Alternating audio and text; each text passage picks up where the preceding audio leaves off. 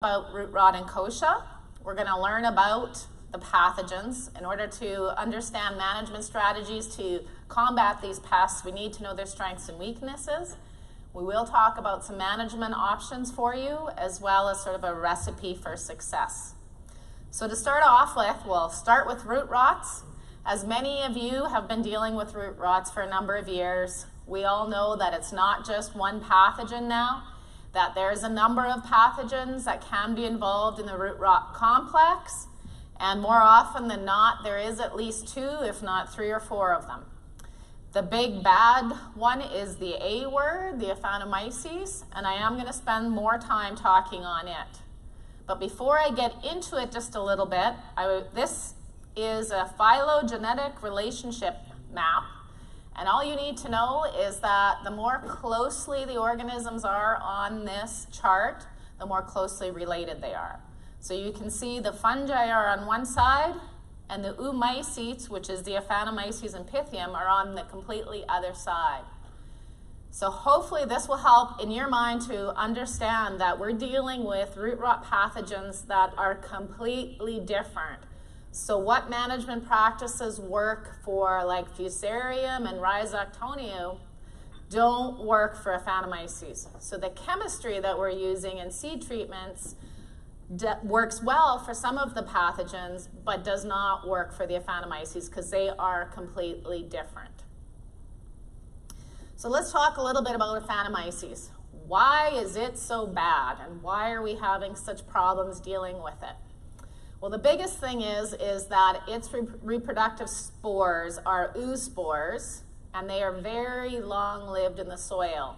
They can live in the soil well above 10 years.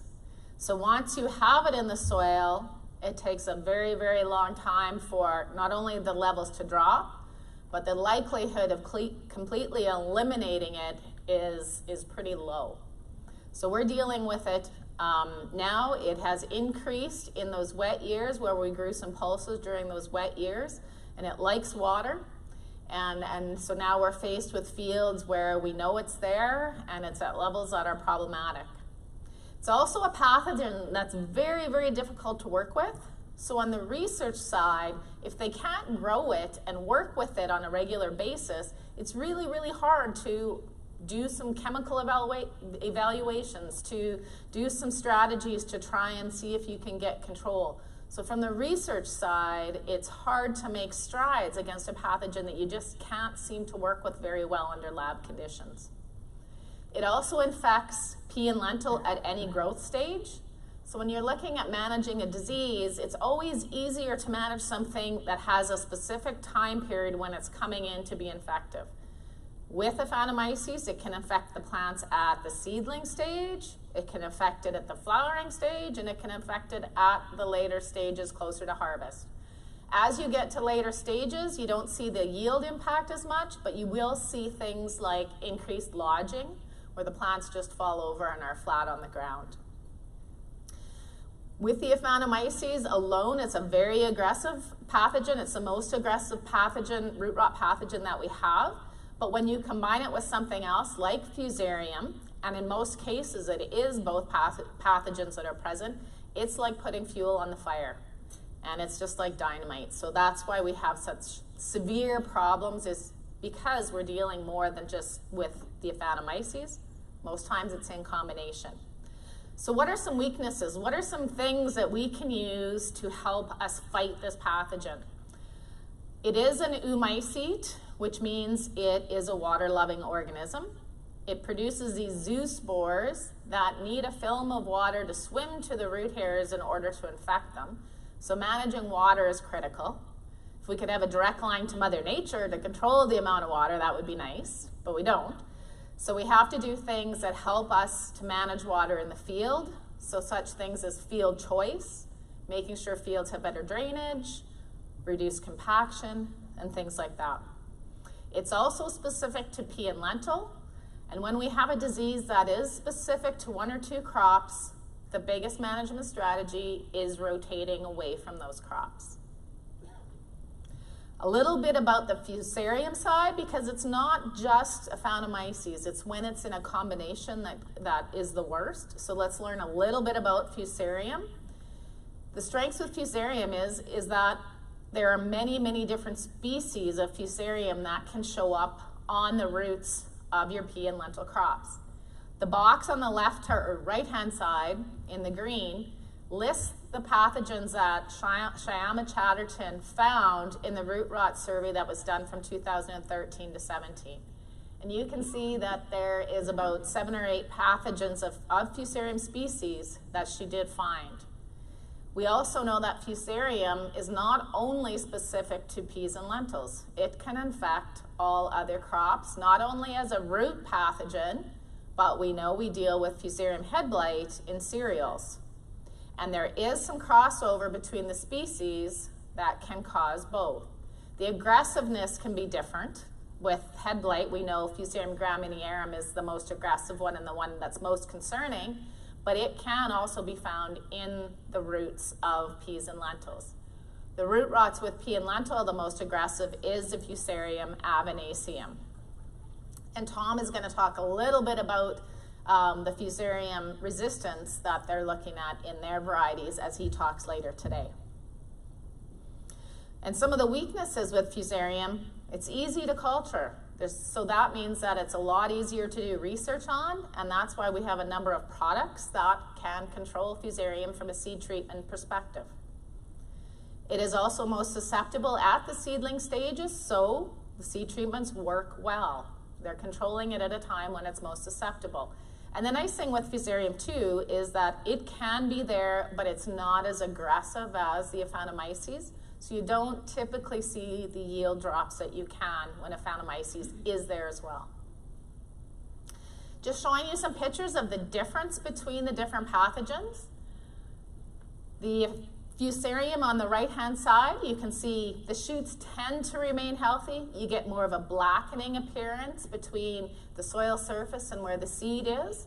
And the roots tend to be a little bit more healthy looking. With Aphanomyces, we typically get the yellowing that is our first sign that something's up. When you dig those up, you can sometimes see the pinching of the epicotyl near the soil surface.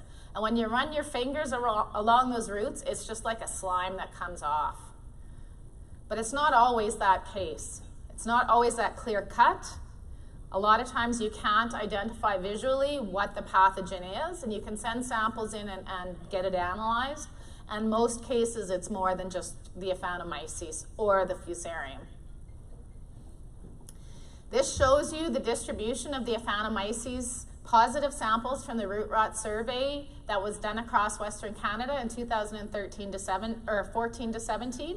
The red dots are peas that were positive for Aphanomyces, and the yellow dots are lentils that were positive. And we can see that it is widely distributed.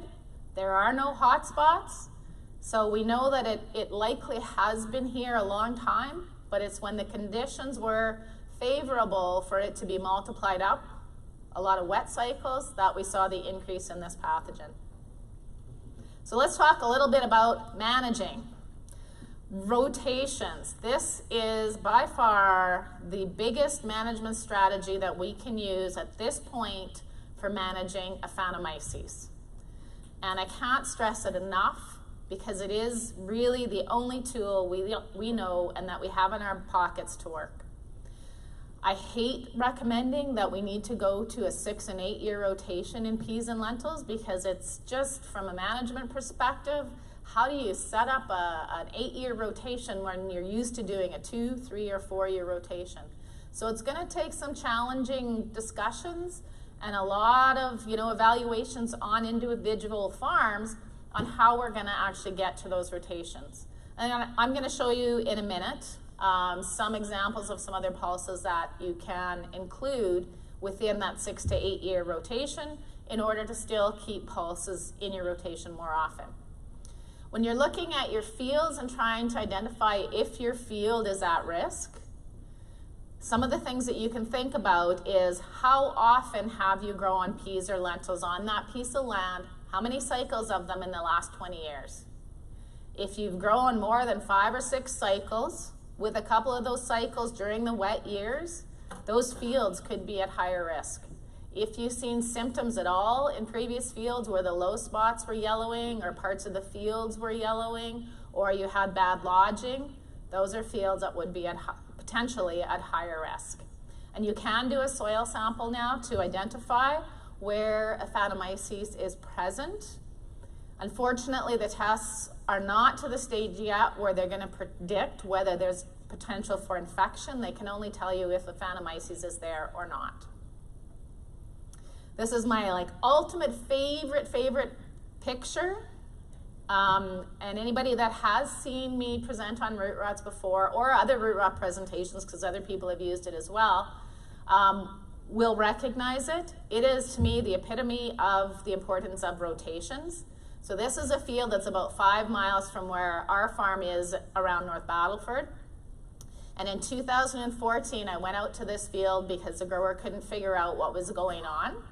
It's a half section that they have farmed the same way at that time for 12 years, and they farm it across that road. So 1/4 on one side of the road, 1/4 on the other side of the road, but it has been farmed the same. Same crop, same herbicide, same fertility for over 12 years. So they are trying to figure out what went wrong. The only thing when we went back through their farming history was there was one change in that farm management over 12 years. The field on the right, 4 years previous to this, was canola, so it was in an 8-year rotation with peas. The field on the right had been peas 4 years previous, so in another kind of wet cycle, it had been peas, and then the whole half seeded to peas 4 years later, and it was night and day. There was a 15 to 20 bushel yield difference between those fields. So to me, this is a great example of how important rotation is to maximizing our pea yields, and it can be adaptable to lentils as well. We talk about rotations. What are some alternatives? Because we want to have pulses in rotation. We recognize the benefits, but we know peas and lentils are equally susceptible. So in Regina area here, I'm assuming you're not all specifically from Regina, but in a close proximity, what are some alternatives? What are some other pulse crops that you can use that are more resistant to the Aphanomyces? There's some in the areas that are growing chickpeas. Faba beans, there's not a lot of acres down here. Soybeans is starting to move in, or have been moving in and out, I guess you could say, and there's some opportunity there. So there are some options for including other crops in our rotation. I mentioned field choice. With field choice, it's all about trying to manage water. So having some lighter land that you're putting your peas and lentils on, avoiding fields that have heavy fusarium infestation from your cereal crop, or dealing with that residue may help with when you're looking at a combination of the pathogens. There's also been some work that's been initiated on the impact of the preceding crop, as well as the use of green manure crops, such as a mustard and an oat crop. There has been some greenhouse and lab work suggesting that incorporation of mustards or oat can help those oospores to germinate when there is no host crop there. So then the following year, the levels are much reduced. And so they've just started some work on that. Compaction is another thing that we need to manage in these fields to reduce that effect on the roots. Let's talk about management. The rotations is the main thing that we can use for managing the risk. Other things that I'm going to talk about can help influence, but are not going to prevent the Aphanomyces if it's there. But things that we can do to make sure those plants get off to a healthy start, healthy, vigorous seedlings, and reducing stresses, and continue to be as healthy as possible through the growing season so that they can combat any infections that might, or any disease pressure that might appear. We know that as us during the flu season, if we get run down at all, aren't eating right, aren't getting enough sleep, we get more susceptible to a lot of the flus and viruses that are going around. It's no different for crops. If we're stressing them out, not feeding them, doing things that are injuring them, not allowing them to have as much growth as possible and be happy and healthy, that just opens them up for disease pressure. So things such as seed quality, seed treatments, managing seeding dates, seeding depths, your rolling timing. In the year that it was really bad, when I showed you that picture of 2014, around North Battleford we had a wet spring and we had a lot of problems with root rots. And I know a lot of guys talked about, you know, they didn't really manage their rolling as they should have. They were just doing what they usually did and seed and then roll right afterwards and weren't really watching the soil conditions. And they did a lot of rolling under really wet soil conditions and ended up with a lot of compaction, which made those areas of the field much worse for root rot. So, you know, making sure you're rolling under the right time and the right conditions is important. We do get questions about the impact of herbicide applications on root rots, and herbicides do not cause root rots, but if you're applying a herbicide when a crop might be stressed, we know we have seen some injury with herbicides. It just adds another stress onto the crop. Looking at residual herbicides, if you have fields that might have residual herbicide concerns, that is something else to watch when you're looking at your field choice. Fertility is another area that I think we tend to ignore or tend to forget about with pulses. They fix their own nitrogen, so nitrogen has never really been an issue unless you have really low soil nitrogen levels. But we tend to, you know, not treat the other nutrients as we should be. Pulses, this is a table that shows the nutrient removal rates for pulses, P's being the top line. And for phosphorus, potassium, and sulfur, we can see by the numbers that they're not that much different than our canola and wheat crops. We fertilize those, we manage the nutrients on those to make sure that they're healthy. We need to be doing that also with the pulses. And I know a lot of you have already started doing that and are recognizing the benefits of that. And I think that's something that's very important. The other thing we have to watch is seed-placed fertility with pulses. They're very sensitive to seed-placed fertility. And when we're pushing those rates, that fertilizer is down in the root zone and it can cause some stress on those plants. Balance, it's not just about one nutrient in particular, it's about balancing the nutrient levels. This is some work that the RAC had done across western Saskatchewan, and they were looking at different inputs to try and improve the yield on root rot infested soils. And the graph here is showing the yield gain from the different fertility treatments that they did.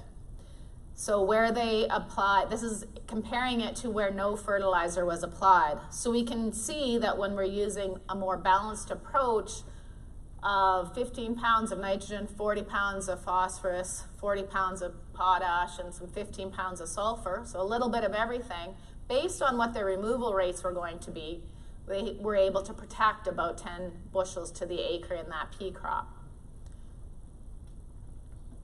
Now let's switch gears and talk about managing pests, because it's not just the root rot diseases that we have to be concerned about, it's other pests as well. So there's a research project that is just completed looking at the influence of pea leaf weevil on fusarium root rot. And the researchers found that there was a strong interaction. Whenever there was both pests present, the nodule numbers were lower and the disease incidence was higher. And they believe that it was because, one, the pea leaf weevils are chewing on the nodules, so you're opening up sites for infection for the fusarium. And two, there's less nodules, so there's less nitrogen fixation, so the plants are starving for nitrogen and just more susceptible to the disease as well. So in terms of root rot, we're talking about 5 key things that we want to focus on for managing for success. And I can't stress enough, rotation, rotation, rotation, rotation, rotation.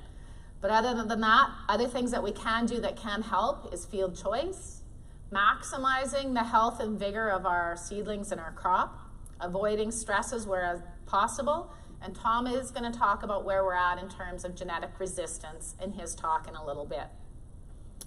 We have a brand new fact sheet on Aphanomyces that describes a lot of what I talked about here today. So anybody that's interested, it is on our website, but you can grab copies at the back as well. So we're going to switch gears. No more diseases. We're going to talk about kochia. We're going to talk about weeds. We all have our ancestors to thank for kochia.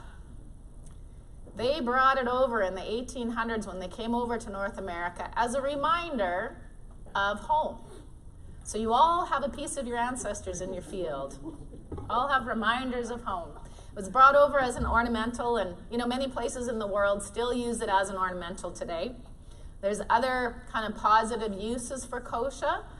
It can be used for feed for livestock. In fact, Australia brought it in the early 90s as a feedstock for their livestock, because it can grow pretty much anywhere.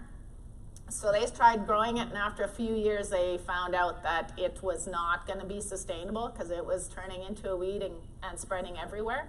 So they did put in eradication measures and have eradicated the weeds. So there is the potential for us to get this weed hopefully somewhat more under control.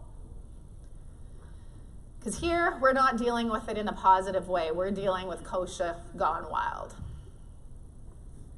And it's not just in Saskatchewan or Western Canada, but it's across North America. The US is dealing with it as much as we are. Here's a picture from the latest weed survey just showing the kochia distribution in Saskatchewan. It's not only the #1 weed issue in pulses from last year, it is the #1 weed issue across all crops. And a lot of it is related to 2 consecutive years of dry conditions where the kochia has been able to outcompete the crops and really multiply itself up. Here we're going to talk a little bit about the herbicide resistance in kochia, because that is another concern when we're dealing with this weed. And this was the 2013 survey results that Dr. Hugh Becky did. And the red dots show us where they identified glyphosate resistance. We know that a lot of the glyphosate resistance started in the chem fallow fields, but now we also see it in our regular fields as well. And they are going to be doing another survey in 2019, so this fall. So we'll have a better picture of where we're sitting in terms of other resistance. And I'm going to show you what has happened in Alberta, because they actually completed their resistance survey in 2017, so we have some more up-to-date data.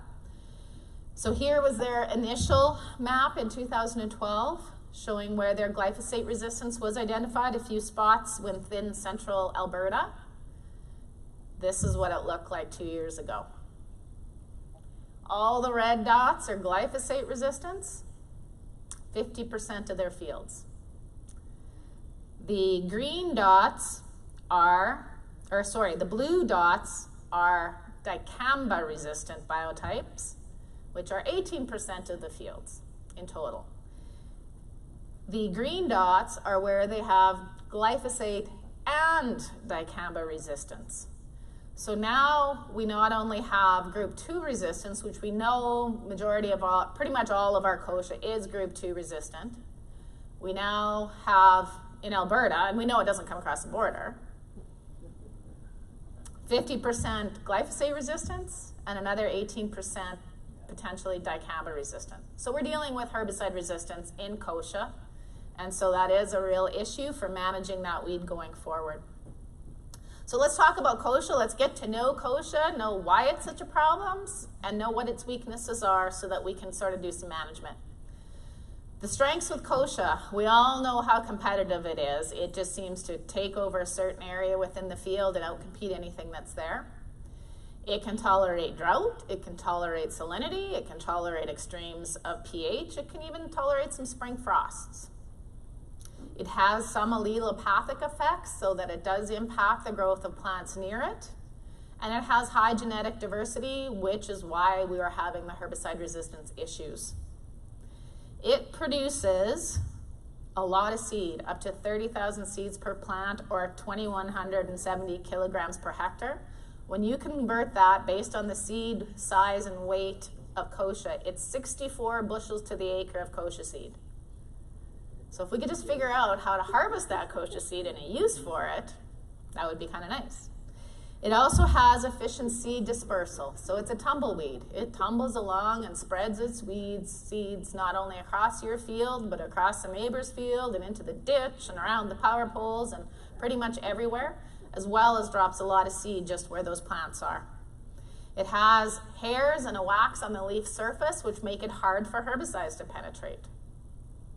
And it also varies greatly in morphology depending on where it's growing, so that sometimes it's hard to identify it as kochia. So sometimes it gets misidentified. Here's an example of some of the different biotypes out of Colorado State that they had, and they can look different. I've been in lentil fields at close to harvest time, and you see those plants, and there's some that look completely different, but they are all kochia. Here's a photo just off of Twitter from Tammy Jones showing seed dispersal on the ground, how much it can be, and the amount of kochia seedlings that can come up. I love this photo from Hugh Becky because it demonstrates the tumbleweed motion. So this was from the first field that was identified with glyphosate resistance in Alberta in a chem-fallow field, because it had these nice kochia patterns in there. And when they went out there and tested, all of those plants were glyphosate resistant. So we can see how quickly it can spread and how far it can move. What are some weaknesses? So there's a lot of things that make kochia a weed. What are some things that we can use against it? It is an annual. We're not dealing with a perennial or a winter annual. It only grows in the year that it germinates, so it doesn't overwinter. It has short seed bank longevity. 95% of the seeds are viable only in the first year. So after the first year, only 5% of the seed is viable. After 3 years, there's only about 1% that's viable. So if we can manage the production of seed, eliminate seed production over 4 or 5 years, we should be able to greatly reduce the populations. It has limited seed dormancy, meaning that it can germinate hours after it sheds its seed. So it can be germinating in the fall if it is conducive to that. It also germinates at low temperatures. It's one of the first weeds that actually germinates in the spring. And some work out of University of Manitoba has demonstrated that about 60% of the seedlings are emerged by the time we're looking at a pre-seed burn-off. So you can control 60%, potentially, depending on the year, 60% of the kochia weeds prior to your crop coming up. And with pulses, we know that there's not much for options in crop. So it's really, really critical to do a good job with not only residual herbicides, but your pre-seed burn-off. It also has a long vegetative period, so that gives us a long period to look at control measures. So let's get into some things that we can consider when we're looking at managing kochia. The first thing is looking at increasing competition. It is very competitive, and we're dealing with lentils, which is the least competitive crop out there. So when you're looking at your rotations, you might want to be including some more competitive crops, such as winter cereals, the year prior to a lentil crop, increasing the competition. Dr. Steve Sherrilyn has done a lot of work looking at seeding rates and row spacing to increase the competition of lentils to weeds. And we have seen definitely good results from his work, where doubling your seeding rate with lentils, or 1.5 times with the large greens, doubling it with the small reds, can really reduce your weed biomass. Decreasing row spacing. I'm going to show you some photos in a minute of some work that's just being done at a Lethbridge. Chem-fallow is the least competitive situation for kochia, so eliminating as much chem-fallow as possible, or looking at different ways of controlling the kochia in chem-fallow, is going to be important. This is the work that Dr. Geddes has done at a Lethbridge, looking at higher seeding rates and lower row spacings with various different crops. The bottom photos are the double seeding rates and the lower or narrower row spacing. And you can see just the reduction visually in terms of the kochia plants that are within those plots in all the crops. This is just started, so we don't have any data, just the photos to show you. Controlling the seedlings. Using soil residual products that have activity on kochia are going to be important. With non-competitive crops as lentils, getting those products down the fall previous so they are activated well in early spring so that they can have activity on those early emerging kochia is going to be critical. Having a pre-seed burn-off that is not only glyphosate, because 50% of our population could be glyphosate resistant. So you need to be combining something else in your tank mix. If we do a good job eliminating the kochia seedlings prior to crop emergence, our in-crop herbicides only have to work on the really small weeds, and they're just more effective. Other things to consider is mechanical weed control. So here's our herbicide options that are registered for control or suppression of kochia. Prior to pulses is the green soil residual herbicides. You can see that there's a lot of group 14s, group 15s, and group 3, which are different modes of action. The concern, they're great products. We also have to watch how we use them, because if we start overusing them, we could be selecting for resistance in kochia. So make sure you're mixing up your herbicide modes of action as well. The yellow is the pre-seed burn-off options that can be tank mixed with glyphosate. And the only in-crop is the Viper on peas that has kochia on its label. So unfortunately, in lentils, there's not much that's going to get kochia once the crop is up. In terms of mechanical weed control, organic growers use these tools all the time. Rotary hoes, heavy harrows, inter-row tillage. As we get technology that can manage that inter-row tillage for us better, there's getting to be better and better equipment out there. From these photos, we can see that you can get pretty good control with just tillage with one of these options. Dr. Steve Sherrilyn is actually looking at combining some mechanical weed control with herbicides to see if that can help us manage some of the kochia. And his initial work, this is just from 1 year and one site, showed that with edge alone, you got to reduce biomass. With a spring rotary hoe, it was very comparable to the edge. But when you combine the two, you completely eliminated the kochia. So let's talk about eliminating seed production. Because with an annual crop, that most of it germinates in the first couple years, if we can manage the seed that we're returning to the soil, we can really have an impact over time on those populations. We want to start looking at controlling those patches that are in crop, those big areas that are now just kochia, because nothing else is growing there.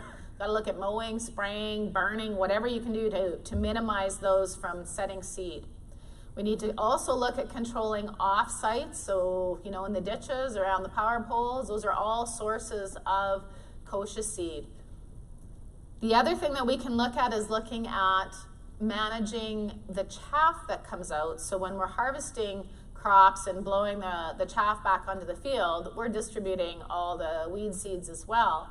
So there is some equipment such as the Harrington seed destructor and a seed destroyer that can be used, and they grind up that chaff and then distribute it as ground up seed. And I'll show you some work that's being done on that in a minute. One thing that some growers are starting to look at, and there is some work being done on this from a research perspective, is looking at weed wiping.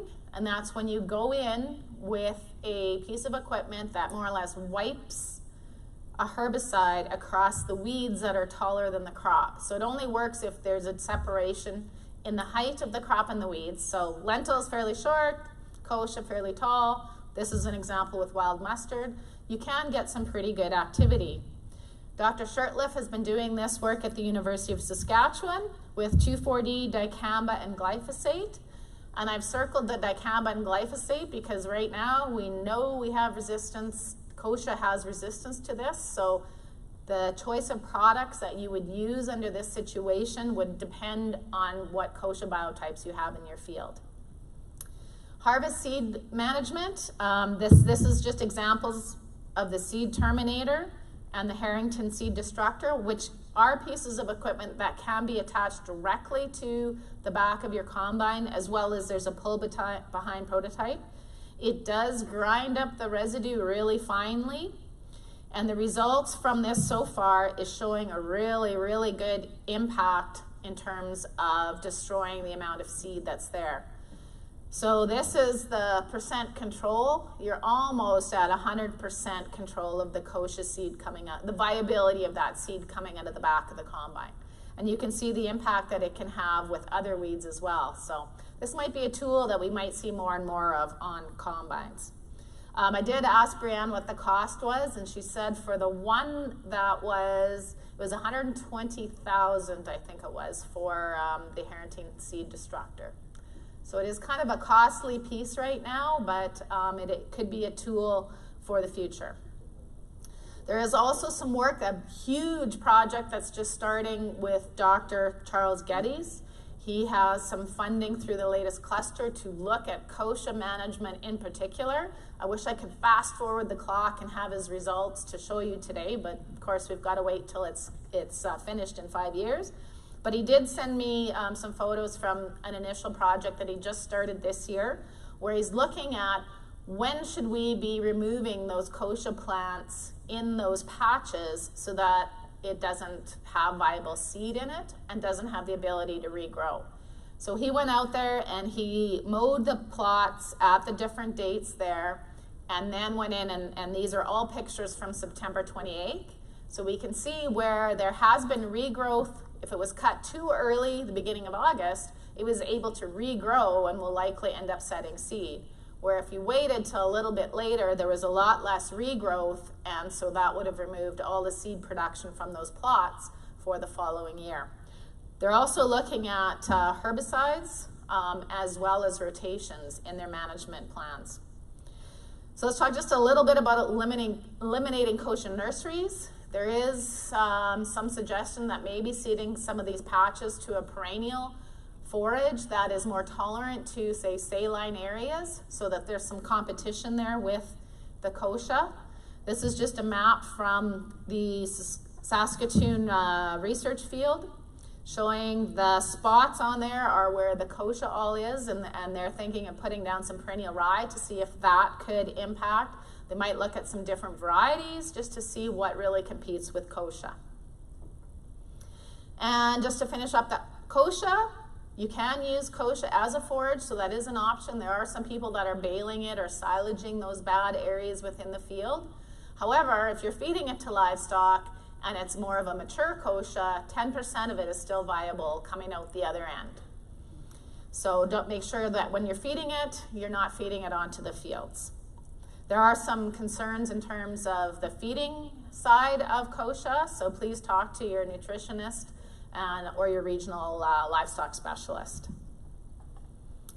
Kochia recipe for success. The big things are, rotating our crops, looking at including some crops that are more competitive and where we have some better control options prior to seeding something like lentils.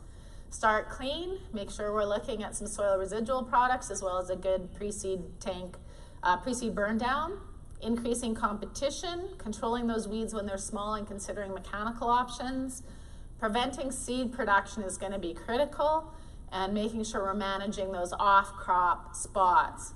Now, kochia is listed on the Noxious Weed Control Act, so the RMs do have some clout within this and could be taking some measures to help manage those off-field sites to try and minimize the kochia seed set as well. Again, we have another new publication, so great to kind of go back there and you can pick up 2 publications. There's a new kochia fact sheet, so most of what I talked about here today is in the kochia fact sheet at the back. So, if we can't control the kochia and we have 64 bushels to the acre of kochia seed, what can we do with it? There's a lady that has actually found a use for kochia as land caviar. So she's marketing in her restaurant as land caviar and feeding it as an expensive meal. The disclaimer on her website is it may cause a burning and irritation of your throat. So I'm not sure how well her initiative's taking off. So the last thing I'm going to talk about is protecting our tools and also trying to understand how our tools and our access to tools can influence what we can access in terms of markets. How many of you were at the Crop Sphere show this last month? A few of you? There was some talks on the Keep It Clean website and MRLs, and so I've pulled some information from there, and I'm going to show you sort of how we can, through the decisions that we're making on our farms, make sure that we're ensuring the products the products that we're growing, the grain that we're producing, still remain safe and viable, and that we aren't implicating anything in terms of market access issues, because we value the tools that we have. And the world is in a situation now where there's a lot of political pressures for reviewing a lot of pesticides. And as long as we're using them the way that they're designed, we have no issues, and they are great tools to help us manage our crops and get them to the quality and the yields that we're used to having. Most of our grain within Canada, so over 80% of our grain goes into the export markets, which means we're reliable on those buyers outside of Canada. We're reliant on those countries that are importing our grains. When you're dealing with different countries, every country has different regulations for importing. And that means that things that we're doing, depending on whether they're affected by their regulations, and their regulations can be things on pesticide use, pesticide residues, seed traits such as GMOs, pest contamination such as like blackleg in canola, certain weed seeds in a cargo shipment. All these types of regulations are different going into every different country. And Canada we regulate all ours, and we have standards that we meet when our grain goes into the export market. And we're known for having safe, reliable product, and we want to continue that, right? So let's understand just a little bit about what I'm talking about, and I'm going to focus on the pesticide side of things and talk about maximum residue limits. How many have heard of MRLs? Quite a few. How many understand the MRL situation or the issues related to it? A few people. Good. Hopefully more hands can go up at the end. So what maximum residues are, they are the upper limit of residue that can be found on seed when that seed has been treated using label rates. So as long as we're using label rates and label uses, this is the amount of maximum residue we can expect coming from Canadian grains. It is nothing to do with the health and safety limits that are set. Those are about 10,000 times higher than the MRL limits. So it's not a safety or health issue, it is totally related to trade. Every country sets their own MRL limits and uses different ways of calculating it. In Canada, it is based on the use pattern, the calculated rates, as well as research demonstrating what those residues are going onto those crops. In some countries, they don't do a calculation, they adopt an international standard, which is a codex. Now you can see I've listed here examples of MRLs for glyphosate in lentils. So every country has their own MRLs. They're specific for each crop, and they're specific for each product. As long as our Canadian MRLs are below the countries that we're exporting to, we have no issues. Where we start to have issues is where Canadian MRLs might be higher than an exporting country. So for example, with dicot, the MRLs in the US are slightly lower than the Canadian MRLs, so there is a warning in terms of exporting, selling grain that's going to be marketing into the US. So in that case, you want to check with your buyer and see if your buyer is fine with you using that product into the market that they're selling on. So I'm going to talk a little bit more on, the other thing is that some countries don't have an MRL. If they've never established an MRL, their tolerance is 0. So that's a whole other ballgame. Doesn't mean that they're actually testing for it necessarily, but they do have the potential for testing. And if we're offside and our products are meeting our standards, but the importing country has a 0 tolerance and we're at 2, that can be an issue from a trade perspective. Where you can find more information on this is on the Keep It Clean website. This has been a website that's established over the last couple years from all the different commodity associations and national bodies to help you guys have a source where you can go and identify any market access concerns. So there's a lot of information on here, and there's actually a spray to swath calculator that can help you with your pre-harvest intervals for your pesticides. And also on here is the Pulse advisory. Some of you may have received that in the mail last year, but it lists all the potential market access concerns with pulses. And what it's really about is letting you know that if there is a green check mark at the time that the advisory was printed, we had no market access issues. So for example, with glyphosate, with both peas and lentils, when this was done in October, there was no market access issues with exporting our peas and lentils into various different countries. Our MRLs were on side with everybody. When it came to chickpeas, dry beans, and faba beans, there's some warnings. And what that means is that there are some countries that either don't have an MRL established or might have a slightly lower MRL than what we have. So you need to check with your buyer before you apply the product to make sure it's okay. When we're looking at using products, there are 3 questions that you can ask yourself that'll help you to determine whether there is potential trade access concerns. 1, is it registered? And I'm going to use glyphosate because it's in the public eye more and more so let's just talk about glyphosate. Is it registered? Is it registered on the crop that you're going to use? And what's the use pattern that it's registered for?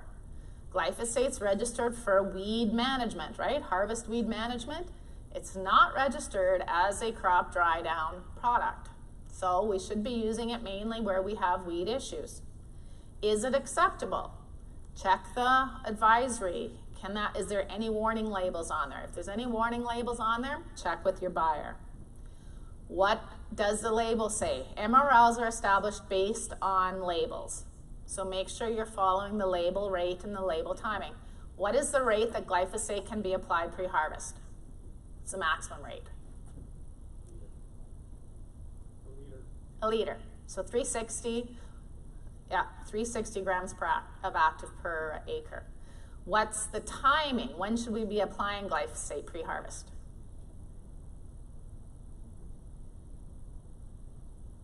Somebody's got to know the answer to this. At 30% seed moisture or lower. The reason the 30% is on there is because glyphosate works really well on weed control and perennial weed control because it's systemic. It moves within the plant.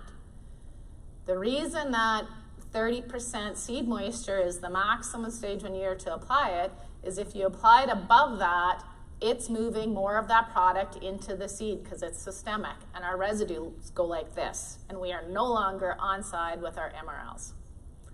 So that's key.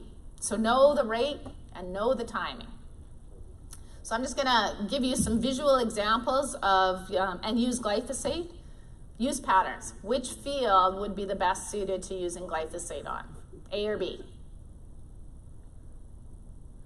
Can you guys see these pictures?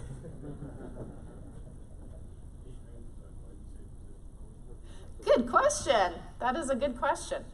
Yeah, that hasn't come up yet, but that's a good question. If that's glyphosate-resistant kochia, we've got a bit of an issue. But normally you would use a glyphosate where you have higher weed pressure or perennial weeds. Pretend that's Canada thistle. So it would be B, would be the best use of glyphosate. Now let's talk about timing. This is where it gets trickier because it's hard. It's really hard to determine when the best time is to apply products when you're talking 30% seed moisture, right? So what does the plants look like? We got the university to do some photos of, they had a lentil phenotyping project. So they went out and they took samples at various different stages, did aerial imagery, did plot imagery, did pictures of the seed, then dried the seed down so we could relate what the plant and plots look like to what the actual seed moisture was. So these are all within a week, so August 8th, 10th, and 15th. That's what the plots look like. And the only one that was below the seed, 30% seed moisture, was the far right. When the seed was analyzed off of these, The far right one was the only one that had below 30% seed moisture. So your seed needs to be quite mature prior to not only glyphosate, but your other pre-harvest desiccants as well. So the bottom pictures, the other thing is it's not only related to MRLs. When I looked at these pictures, I realized, it's not just a residue concern with applying things too early. It also can affect the quality of our seed, right? The bottom seeds there are once those samples have been dried down, and you can see the difference in quality. If we're killing those plants, applying products earlier than 30%, not only are we getting higher residue limits, but we can affect the quality of our seed as well as the potential yield coming off of there. If you're killing the plants too early, they're going to have smaller seeds and potential for reduced yields. So let's just talk a little bit about blue skying it. And this is one of my last slides. So here's a field, it's a lentil field. There's tracks through it. If this was your field and there was no tracks through it, what would you do? There's some patches of kochia. It's fairly even. There's some green spots a little bit further along. There's some power lines. What sort of harvest management tools would you use for this? Wouldn't it be nice if you could have the capability to go out there with your sprayer and be able to hit one button or have it do it itself, spray those kochia patches with something that's going to control those kochia, spray the crop that needs some burn down herbicides and get that area of the field that needs a burn down. Maybe you have some Canada thistle that needs some spray. Wouldn't it be nice to have that option? And it could minimize 3/4 of your field, might not need anything, right? Save some money in terms of product that's being applied, be more effective. I think we're not that far away. Sprayers are developing more and more technology and more sensors. I think it would be amazing if we could do that. But for now, we need to focus on the right product, the right use, in the right crop and at the right rate, so that we can maintain the use of the products that we have, as well as that we're aware of what those market access concerns are, and making sure that we're not risking being above what some of those limits are. With that, that's the end of my presentation.